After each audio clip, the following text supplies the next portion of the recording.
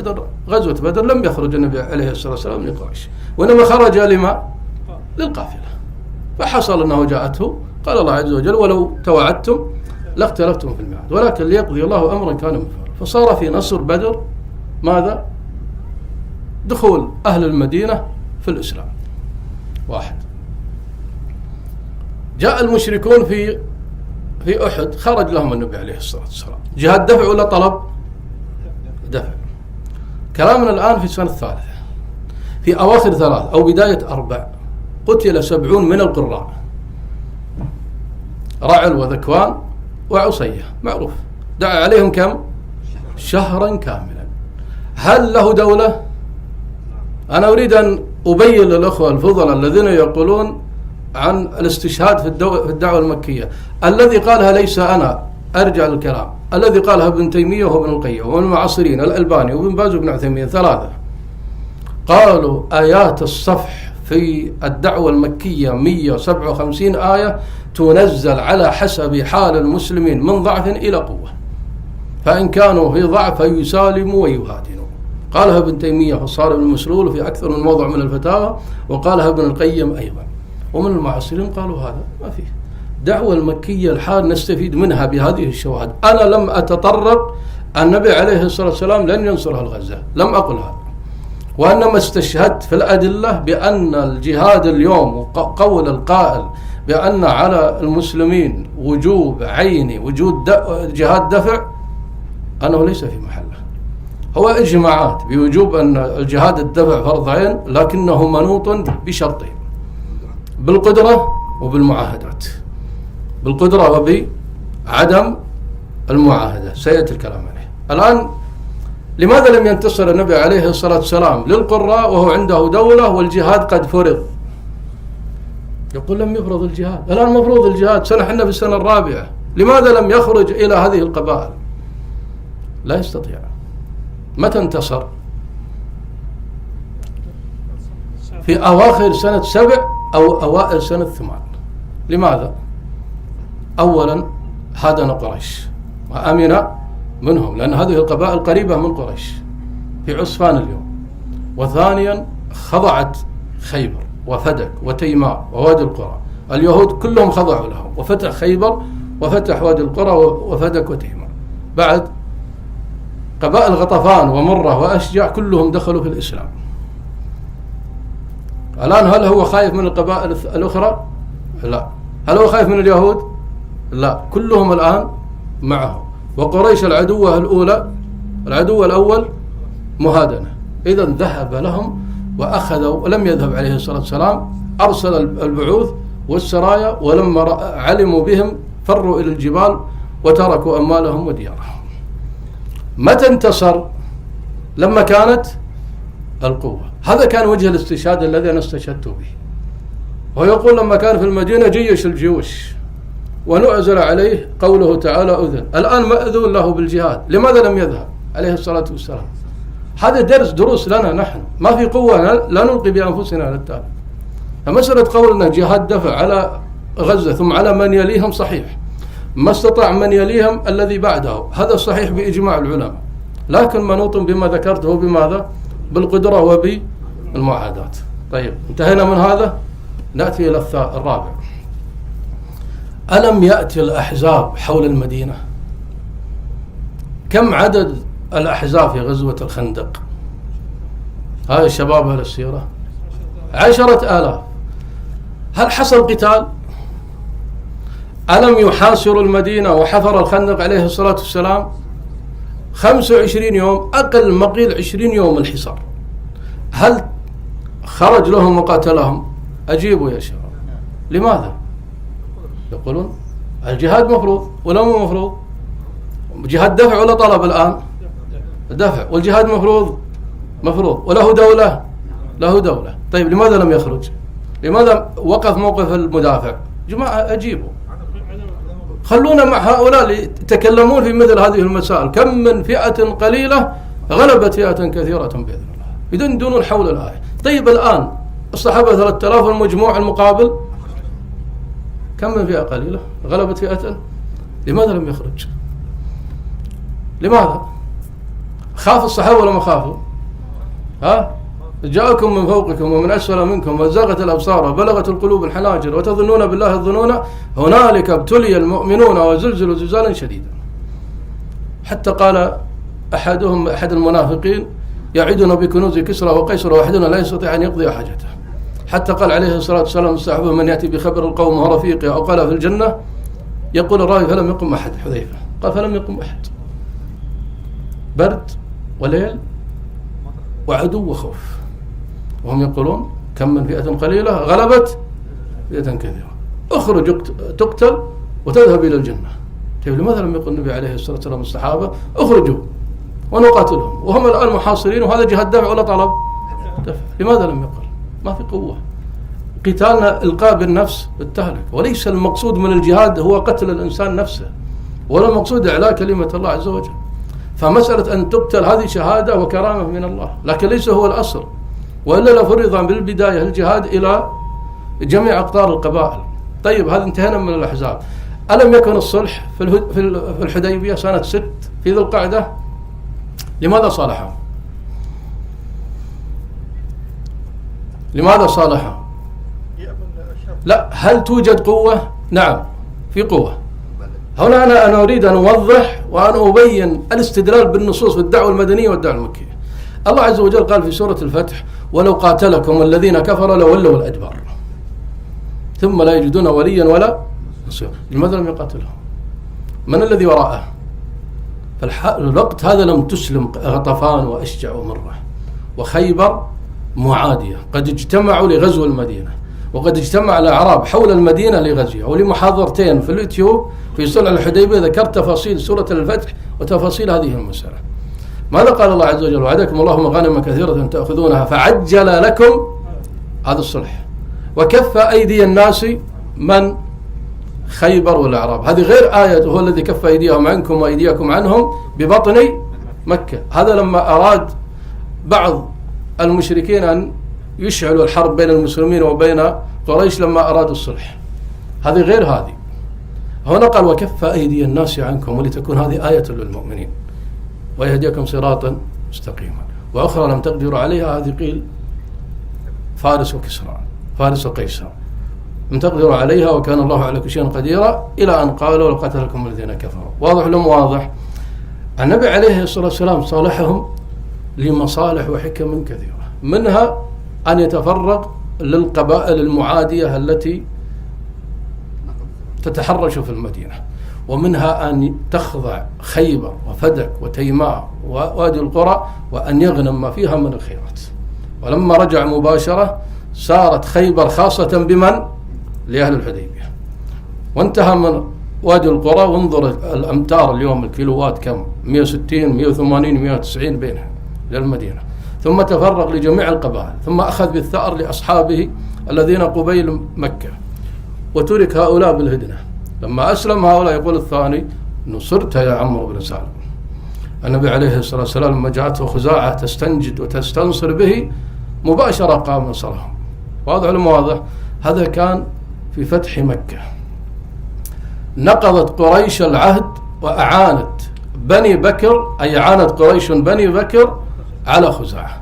فجاء عمرو بن سالم الخزاعي للنبي عليه الصلاة والسلام وقال يا ربي إني ناشد محمدا حلف أبينا وأبيه الأتلد، قد كنتم ولدا وكنا والدا ثم أسلمنا ولم ننزع يدا، فانصر هداك الله نصرا أيدا وادعوا عباد الله يأتوا مددا. إلى أن قال فيهم رسول الله يا أبي قد تجرد، إلى أن قال أن قريشا أخلفوك الموعد ونقضوا ميثاقك المؤكد وهم بيتون بالوتير هجدا وقتلون ركعا وسجدا. قال نصرت يا عمرو بن سالم. طيب هذا متى؟ الآن في قوة ولا ما في قوة؟ الآن أسلمت القبائل ذكرتها ولا ما أسلمت؟ نحن الآن في سنة 8 في جمادى، والكلام في الهدنة كان في 6 في ذي القعدة، وخضعت خيبر وصارت للمسلمين، وصار ما يكون من الغنائم من غنائم خيبر ومن أموال خيبر للمسلمين. طيب الآن فرصة، الله عز وجل أراد هذا ليفتح الله مكة على يد رسوله عليه الصلاة والسلام. واضح الصورة. هنا جاءت القوة، أما قبلها فلا. يبقى النهاية الذي يختم بها يقول هداه الله هذه نظرية خاطئة. نسأل الله العافية والسلامة. مشكلة أصحاب المناهج وأصحاب فكر التكفير عميان بصائر في النصوص. ولما كانت داعش قالوا باقية وتتمدد، مع أنهم كانوا داعش. وذهب أحد كبارهم عندنا في الكويت وحاول يصلح بين داعش وجبهة النصرة مرتين، ثم تركوا داعش لما علموا أنها صناعة أجنبية. فيما بعد علموا، مع كلامي أنا في 2014 بعد أسبوع واحد موجود باليوتيوب على تفصيل داعش بمخططاتها، ومن أين أتوا من قبل أن يظهر الكلام هذا كله.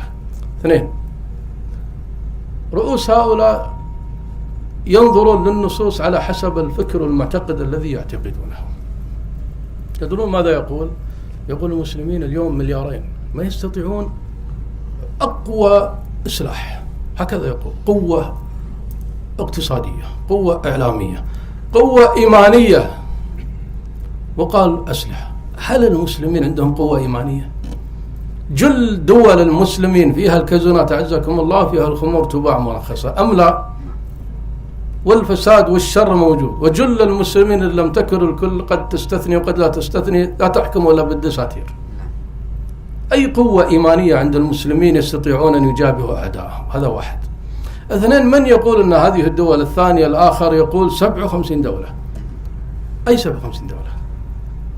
نحن نريد الآن على مسألة الشرط المواثيق. اقرأ بتفسير ابن كثير وتفسير ابن الجوزي وابن جرير قبلهما، واقرأ في تفسير الطاهر بن عاشور. وأن استنصروكم في الدين فعليكم النصر إلا على قوم بينكم وبينهم ميثاق قالوا إن كانت هناك مواثيق فلا يعانون ولا ينصرون. هل جل الدول الإسلامية طبعت مع إسرائيل أم لا؟ السؤال نعم. إذن بينهما ماذا؟ تركني من عداء ومن غاصبين، تركني من عداء. دعونا على كلام المفسرين في الآية. بينهم مواثيق، تبادل سفارات، مسألة تقول خطأ خيانة، هذا شيء راجع لك. أنا أتكلم الآن في عهد ولا ما فيه؟ طيب، من الذين نجمعهم من هذه الدول؟ ألم يكن اعتبار في سوريا؟ ألم يكن في العراق وكيف تسلط الفرس على أهل السنة؟ ألم يتسلط الحشد على السنة في الشمال؟ طيب، في اليمن تسلط الحوثي مع أنه حثالة قليلة. من الذي يدعمه علنا؟ إيران. طيب، وهم متسلط في لبنان، دولة داخل دولة. لن تكن هذه في العالم كله إلا في لبنان. أنا لما أتكلم في المخططات والمسيحية الصهيونية، متى جيء بموسى الصدر في لبنان ليؤسس الحركة أمل في 75 وليكون مرجعيا شيعيا في لبنان سنة 59 ميلادي، وجاء ابن محمد شاه رضا بهلوي من إيران، تو متخرج من الحوزة ومن الجامعة، وجيء به ليكون المرجع، وهو من أسس وهو من ضرب المقاومة الفلسطينية سنة 82 في الجنوب اللبناني في شمال إسرائيل. أنا بتكلم مخططات ما انتهي. لكن يقولون سوريا لم تتدخل الدول لأنها ثورة داخلية. ايش رايكم يا شباب في مايو؟ هاي الشباب ايش رايكم بالكلام؟ ثورة داخلية، ما لنا دخل. الشعب ثار على الحاكم. دخلت إيران ولا ما دخلت؟ دخل الحشد الشعب العراقي ولا ما دخل؟ دخل حزب الشيطان ولا ما دخل؟ طيب، وين الدول الإسلامية؟ وين اللي يقول 57 دولة واللي يقول المسلمين مليارين؟ لماذا لم يدخلوا؟ 15% و10% علوية النصيرية، والجل كلهم أهل السنة، واستمرت سنوات، ومن 2011 إلى اليوم هم على وضعهم. لماذا لم يدخلوا الدول الإسلامية؟ طيب، في اليمن إيران يدخل ولا ما يدخل؟ مدد علني ولا مو علني؟ لماذا لم يدخلوا؟ من الذي تريده؟ تريد العراق؟ تريد إيران؟ ماذا تريد؟ ما عندك إلا السعودية واليمن. تريد ماليزيا واندونيسيا، البنغال؟ ماذا تريد؟ هذا ليس معك أصلا، لا في ثوراتك ولا في حروبك مع فلسطين ومع إسرائيل إطلاقا.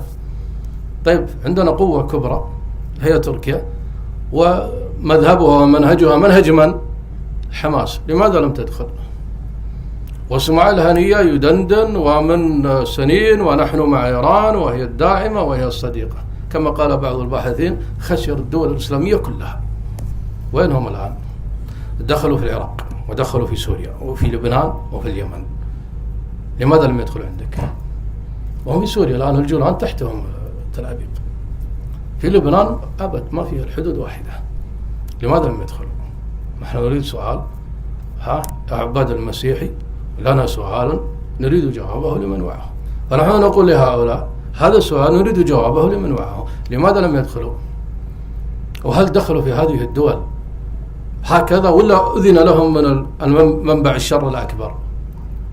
هاي شباب أذن لهم، وأنا لم يؤذن لهم، أنا هذه مخططات بينهم.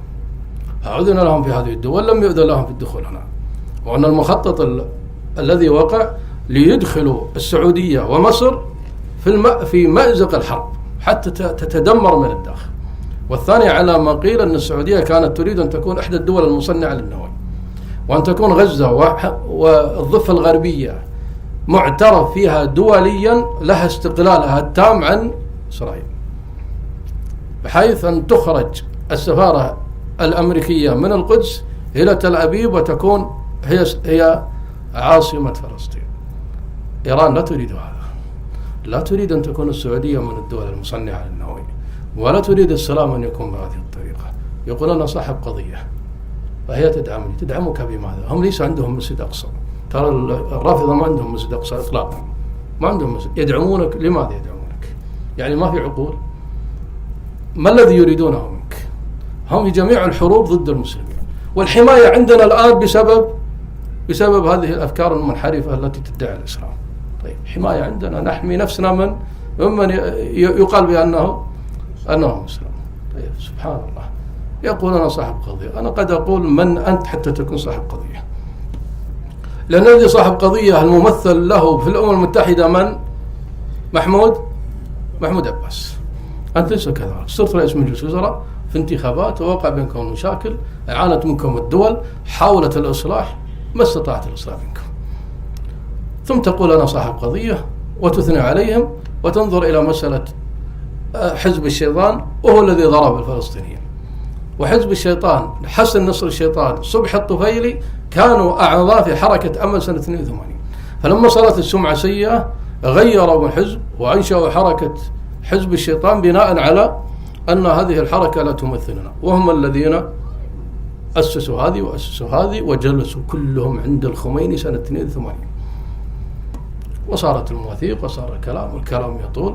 لكن هذه خلاصة القول. الدول الإسلامية أنا لا أدافع عن دولة ولا أداهن أحدا، إن كانت قادرة فالواجب عليها نصر المسلمين سواء في فلسطين وفي غيرها. ولنا عبرة في بورما وفي دول المسلمين سواء في الشيشان أو في الأفغان أو في سوريا، الدول الإسلامية ضعيفة لا تستطيع، لكن إن كانت قادرة فالواجب عليها، وإن كانت غير قادرة فأمرها إلى الله والعذر من الله بأن القوة غير موجودة. لكن واجبنا أن ندعو إلى الله عز وجل، وأن ندعو الناس إلى الرجوع إلى الدين، وأن على المسلمين أن ينهضوا بالمسلمين بشعوبهم إلى الرجوع في دينهم حتى يتخلصوا من ما هم فيه من هذا الذل والاستعمار وتسلط الأعداء. نسأل الله العافية والسلامة ونسأله التوفيق والصواب. صلى الله وسلم وبارك على نبينا محمد.